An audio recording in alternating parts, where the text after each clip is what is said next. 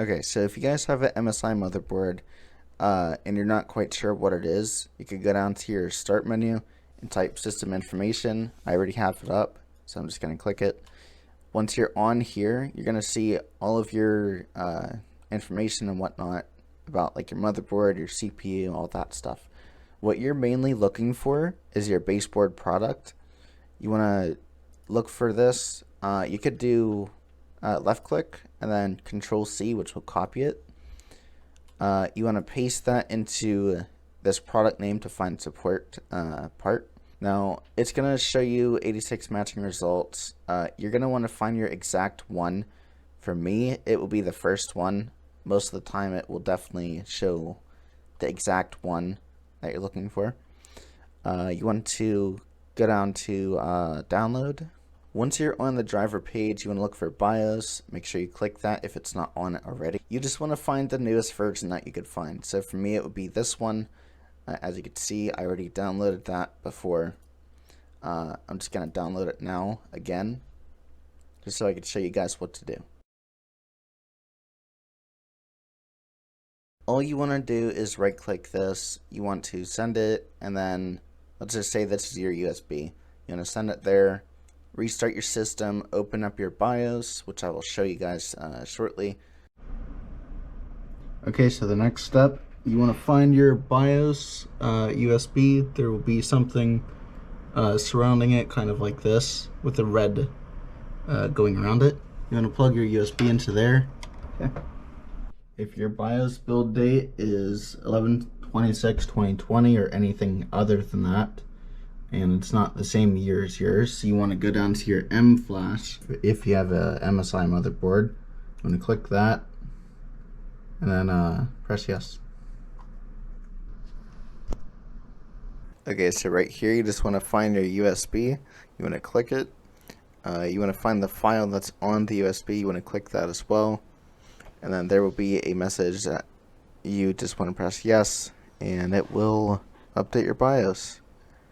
If you see it flashing red, don't touch it. Your PC is gonna reboot a couple times or so. Give it about 5 to 10 minutes. And it should be ready for you to log in. And once you're logged in, you are all set.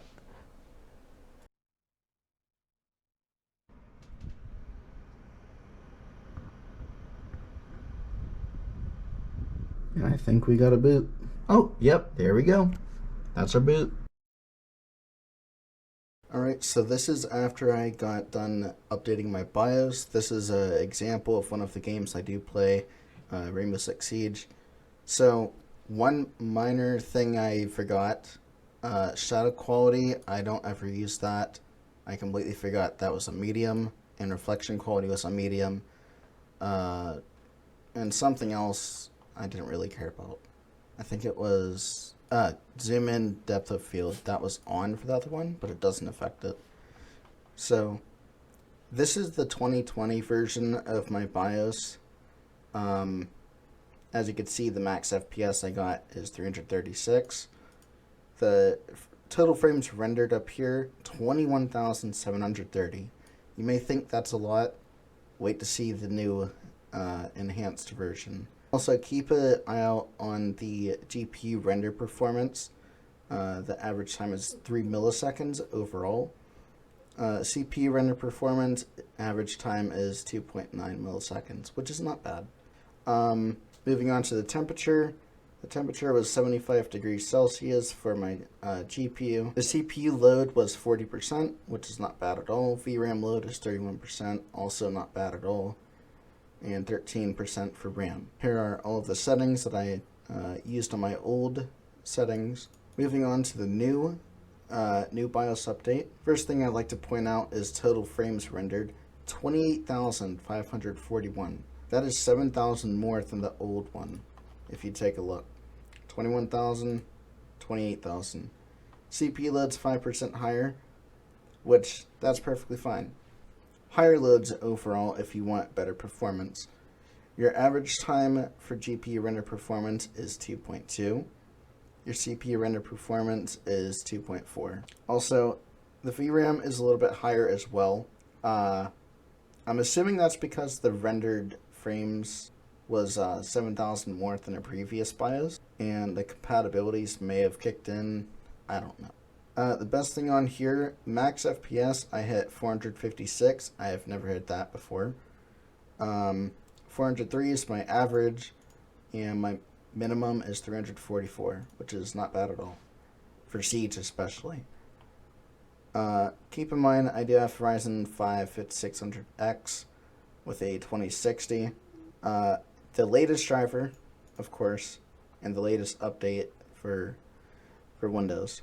And then here are my system options down here below. I honestly don't care about like leaves and whatnot. I don't ever look at that. I don't really care for shadows or anything. But realistically, if I did put this on high or like shadow, shading, LED, my assumption, because I did it before, this would be down to like 390, maybe around there. It's not too bad. It's just a preference I don't care for. But yeah, the average time, these are definitely cut almost in half.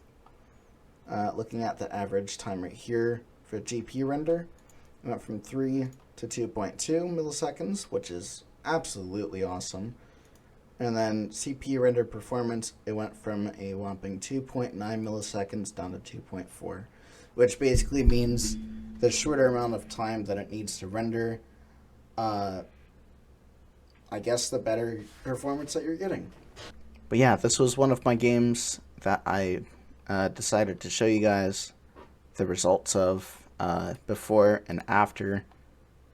Definitely consider updating your BIOS.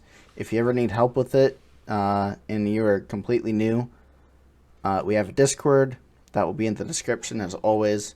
You can reach out to us. Other than that, I hope that was helpful for all of you guys out there that are looking to update your BIOS to the latest and greatest version out there. If not, if you feel like your BIOS is, stable enough and your performance is good enough, feel free to stay on your current BIOS, especially if you don't feel safe about updating it, if you may be new to computers and whatnot.